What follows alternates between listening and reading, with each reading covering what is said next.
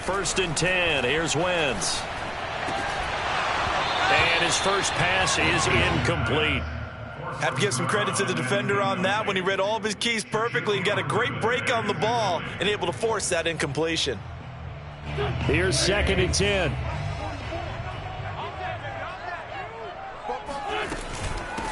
They'll run. This is Jonathan Taylor. Taylor's got the first down and more. And he goes out of bounds just shy of the 45. Well, one unit I know you want to watch is that offensive line. If they keep clearing holes like that, it could be a long night defensively.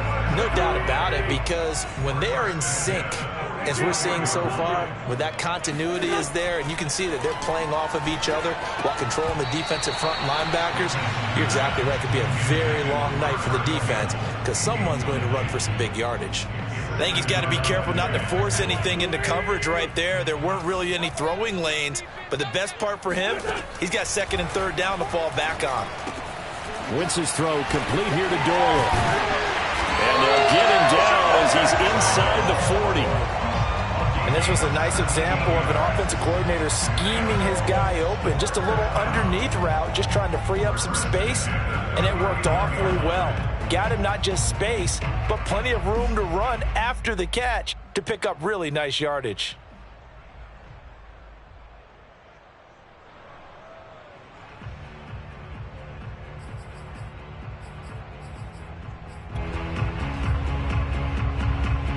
So in Jacksonville territory now. Here's a 1st and 10 at the 39-yard line. Nyheim Hines, his first carry. A solid run on 1st down. Gain of 7 leaves him with a 2nd and 3. Well, you often say that sort of opens the playbook now, 2nd and short. What do you think, early shot here? I like where you're going. Obviously, we've been together for a while because you know me. I want to take that shot early and loosen things up.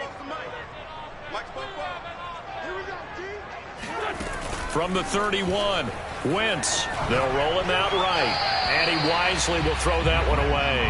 I think he had to unload that one before he wanted to. He was right up in his grill. I think he was a dentist there without a license, don't you? Just not enough time for the play to develop. Just lucky it wasn't a fumble, really. So the incomplete pass on the last play, and that leads us to a 3rd and 3. They'll try and run for the first with Taylor. And he's going to get this down near the 20-yard line. Had a chance to maybe limit them to 3 if they could have gotten that stop there, but a new set of downs. And with the new set of downs, you got to take the mentality of the whole thing. Right now, everyone's looking at the offense and saying they've got the advantage. The best defenses just say, okay, new set of downs. It gives us another chance to make a play ourselves and maybe change things up. It's a 7-yard carry to set them up with a 2nd and 3.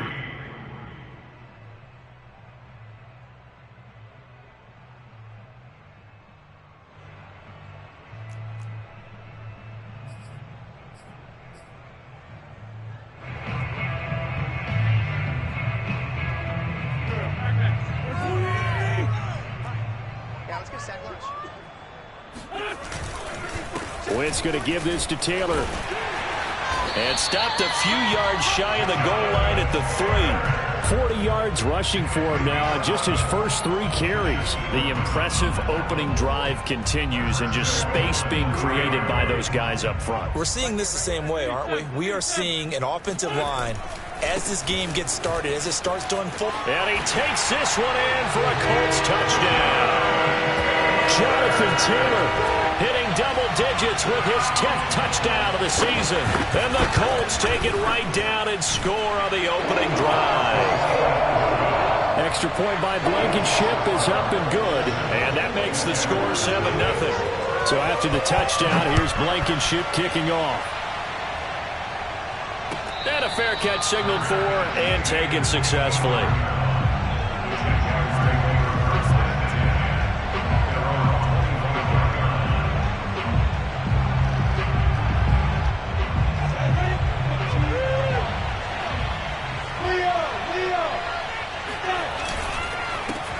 They'll run for the first time with Travis Etienne. And he's taken down but able to slip across the 35.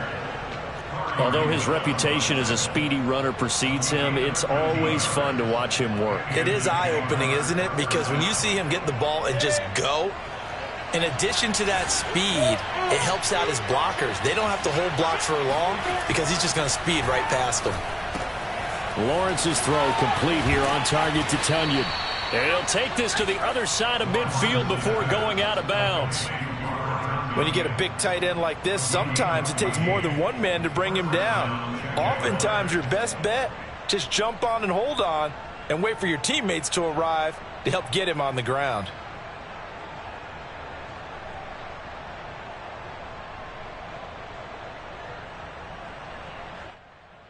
Back-to-back good plays have him on the move on first down.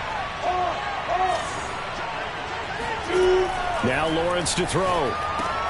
He'll get this out to the flat for ETN. They'll contain him to just 4. Second down.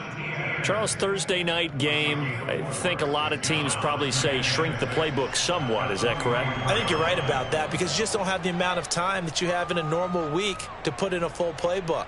So as you said, you shrink the playbook, pick out the plays that work best for you. And you know what else you're looking for? What's that? Who are the freshest guys coming off of the last game to play on a Thursday night? Guys have a little extra pep in their step. You go to them early and often.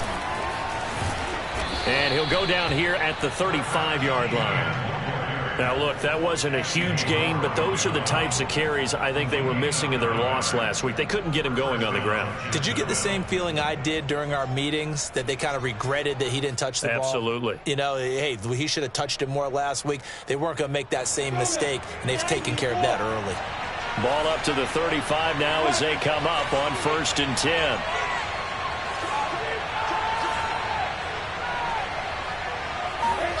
Out of the gun, it's Lawrence. Give him a couple on the scramble. It's second down. Yeah, he only gets a few yards on 1st and 10, but he's better off doing that than throwing an incompletion or even worse, an interception.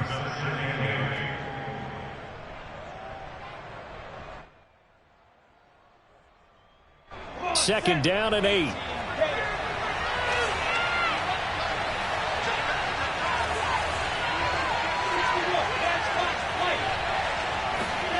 They go play action with Lawrence.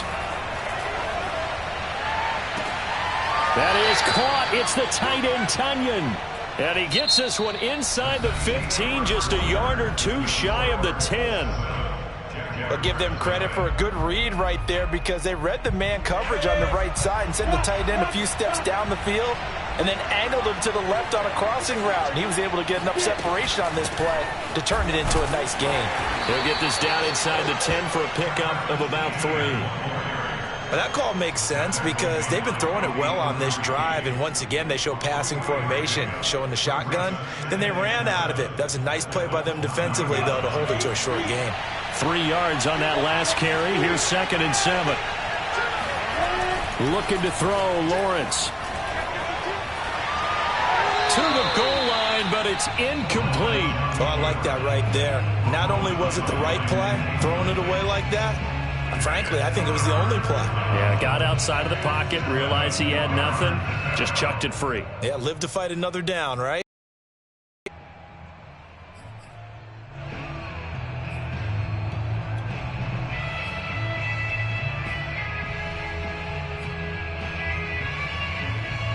This will be the 8th play of the drive. It's 3rd and 7.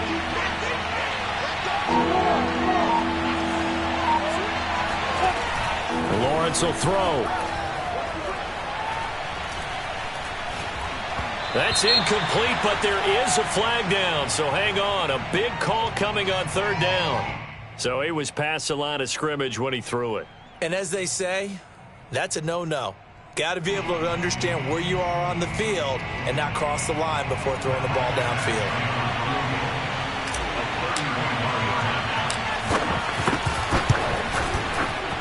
Badgley able to punch this one through. And they are on the board, but still trailing. It's 7-3.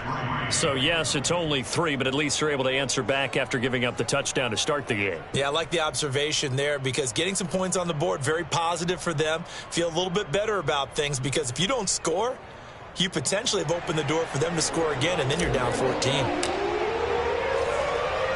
Set now to kick this one away, and off it goes.